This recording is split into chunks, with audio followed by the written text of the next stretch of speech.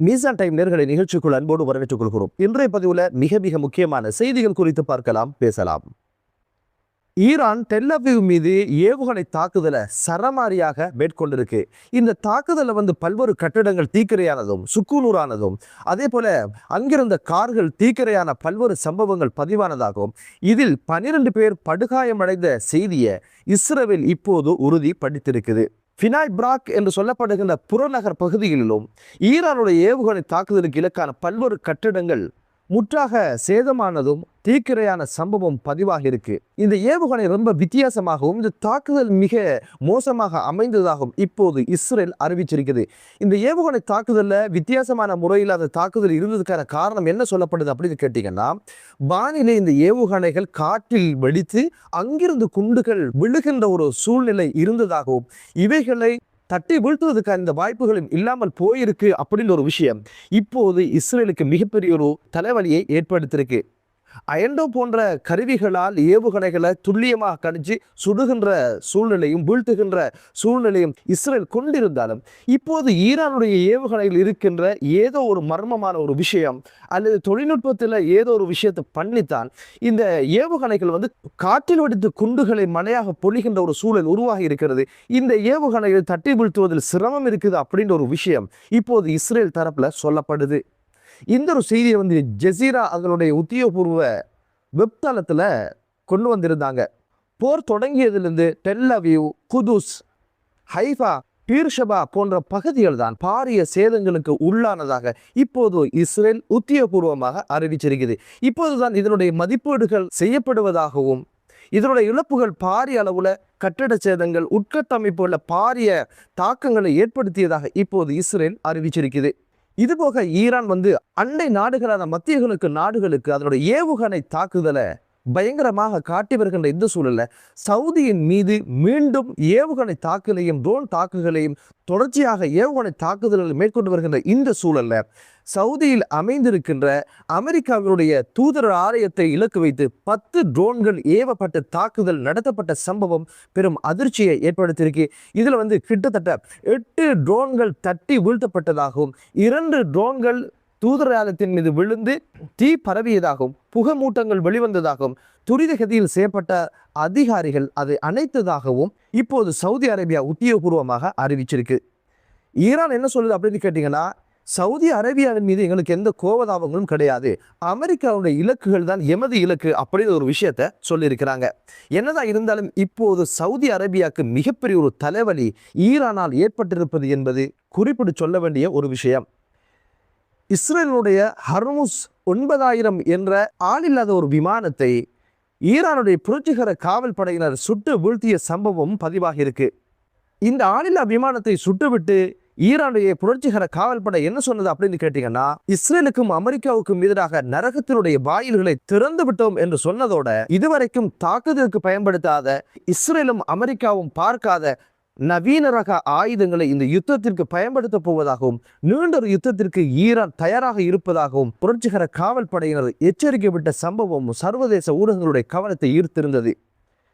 பதிலுக்கு இஸ்ரேல் நடத்திய தாக்குதலில் என்ன நடந்திருக்கு அப்படின்னு கேட்டீங்கன்னா, பறந்துபட்ட பயங்கரமான மூர்க்கத்தனமான தாக்குதல்களையும் இஸ்ரேல் இப்போது மேற்கொண்டு வருகின்ற இந்த சூழல்ல இஸ்ரேலுடைய தாக்குதல்ல இப்போது புதிதாக நியமிக்கப்பட்ட ஈரானுடைய பாதுகாப்பு அமைச்சர் மஜித் இப்னு ரிதா படுகொலை செய்யப்பட்டதாகவும், குதுஸ் படையினுடைய தலைவர் தாவூத் அலி ஜாதா லெபனான் மீது மேற்கொள்ளப்பட்ட வான்வழி தாக்குதல படுகொலை செய்யப்பட்டார் அப்படின்ற 2 செய்திகளையும் இப்போது இஸ்ரேல் அறிவிச்சிருக்குது.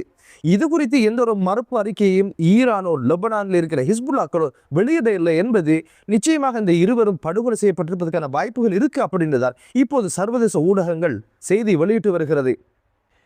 ஈரான்ல புதிய உச்ச தலைவரை நியமிக்கின்ற பணிக்காக உடனடியாக நிபுணர்கள் குழு கூடிய சந்தர்ப்பத்துல அதிரடியாக இவர்களை இலக்கு வைத்து தாக்குதல் நடத்தியதுல இதில் மிக முக்கியமான நிபுணர்கள் குழுவை சேர்ந்தவர்கள் இறந்திருப்பார்கள் அப்படின்னு ஒரு செய்தியை இஸ்ரேல் இப்போது அதிரடியாக வெளியிட்டிருக்கிறது.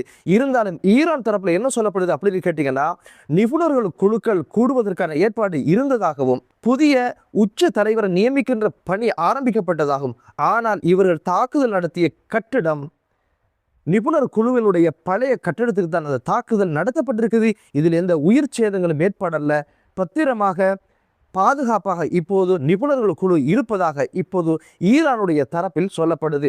இந்த தாக்குதல் நடத்துவதற்கான காரணமே அடுத்த ஒரு உச்ச தலைவர் உருவாகிவிடக் கூடாது அப்படின்னு ஒரு விஷயம். அப்படி ஒரு தலைவர் உருவாக்குகின்ற கூட்டம் கூட நடக்கக்கூடாது என்பதற்காக அப்படியான தாக்குதலை நடத்தியிருக்கிறாங்க. ஆல்ரெடி ஈரானுக்கு தெரியும் அவர்களுடைய உளவுத்துறை எவ்வளவு வலிமையானது. இது போன்ற இடங்களில் 88 மிக முக்கியமான நிபுணர்கள் குழு கூடுகின்ற போது எவ்வகையான தாக்குதலை நடத்துவாங்க என்பதும் தெரியும். அதனால அந்த கட்டிடத்தில் அந்த கூட்டம் இடம் பெறல அப்படின்னு ஒரு விஷயத்தையும் இப்போது ஈரான் சொல்லியிருக்கு. இஸ்ரேல் நடத்திய தாக்குதல்ல ஈரான் தரப்புல கிட்டத்தட்ட 787 பேர் மரணிச்ச சம்பவம், பாடசாலை மாணவிகள் அப்படின்னு சொல்லி 150க்கும் அதிகமானவர்கள் மரணித்து அவர்களுடைய இறுதி கிரிகைகளின் நேற்றைய தினம் அனைவருடைய கண்ணீர் அஞ்சலிக்கு மத்தியில் அவர்களுடைய பிரேதங்கள் அடக்கம் செய்யப்பட்ட சம்பவம் சர்வதேச ஊடகங்களுடைய கவனத்தை ஈர்த்திருந்தது. இஸ்ரேலின் இந்த தாக்குதலை கிட்டத்தட்ட ஈரானின் 150 நகரங்கள் பயங்கரமாக பாதிக்கப்பட்டிருப்பதாக சர்வதேச செய்திகள் சொல்லுது. அமெரிக்க தரப்புல 6 பேர் கொல்லப்பட்டதாகவும் 18 பேர் காயமடைந்ததாகவும், இஸ்ரேல் தரப்புல இதுவரைக்கும் அவர்களுடைய கணக்குப்படி 12 பேர் உயிரிழந்ததாகவும் 500க்கும் அதிகமானவர் காயப்பட்டதாகவும் இப்போது செய்திகள் சொல்கிறது.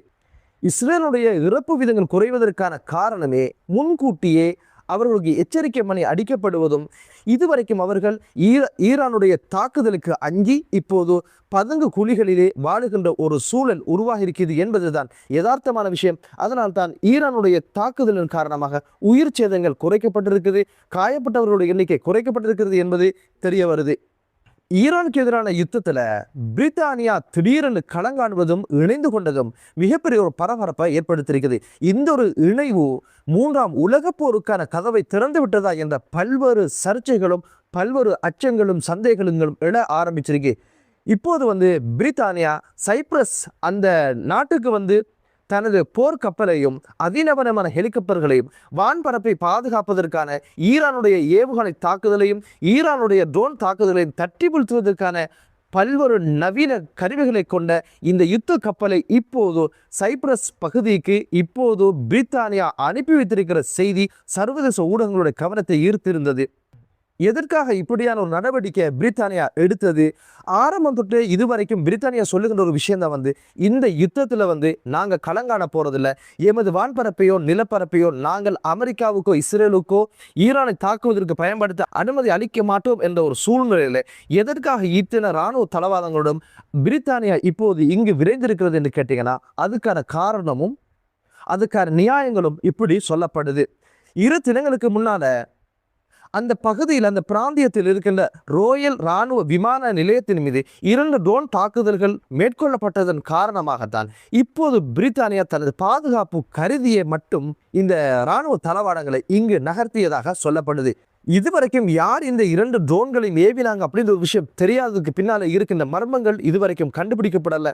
இங்க இருக்கிற சந்தேகம் என்ன அப்படின்னு பார்த்தீங்கன்னா, இந்த ஒரு யுத்தத்துக்குள்ள ஏதோ ஒரு வகையில பிரித்தானியாவை சம்மதிக்க வைக்கணும் அல்லது இதுல அவங்கள இணைச்சு விடணும் அப்படின்னு ஒரு விஷயத்துக்காக இஸ்ரேல் ஒருவேளை மறைமுகமாக இந்த ஒரு கைங்கரியத்தை செய்திருக்கும் என்ற சந்தேகமும் எழுந்திருக்குது. என்னதான் இருந்தாலும் பிரித்தானியாவுடைய வருகை ஈரானுக்கு எதிரான யுத்தமாக இல்லை அப்படின்னு ஒரு விஷயத்தையும் பிரித்தானியா சொல்லியிருக்குது. சேதம் என்று பார்க்கின்ற பொழுது ஈரானுக்கு அதிகமான சேதங்கள் இருந்தாலும் ஈரான் சளைக்காமல் இஸ்ரேலை பழித்திருக்கின்ற படலத்தை ஆரம்பித்திருக்கிறது. நரக வாயிலை திறந்ததாகவும் அமெரிக்காவும் இஸ்ரேலும் காணாத பல்வேறு ஆயுதங்களை இதற்கு பிற்பாடு பயன்படுத்துவதாகவும் உறுதியளித்து களங்கள் இருப்பது மிகப்பெரிய ஒரு அச்சத்தையும் மிகப்பெரிய ஒரு பதட்டத்தையும் உண்டு பண்ணியிருக்குது. மத்திய கிழக்கு நாடுகளில் அமைதியான சூழல் உருவாகட்டும், சமாதானம் மலரட்டும் என்று கூறி மற்றொரு காணொலியில் உங்கள் அனைவரையும் சந்திக்கும் வரை விடைபெறுகிறேன். நன்றி.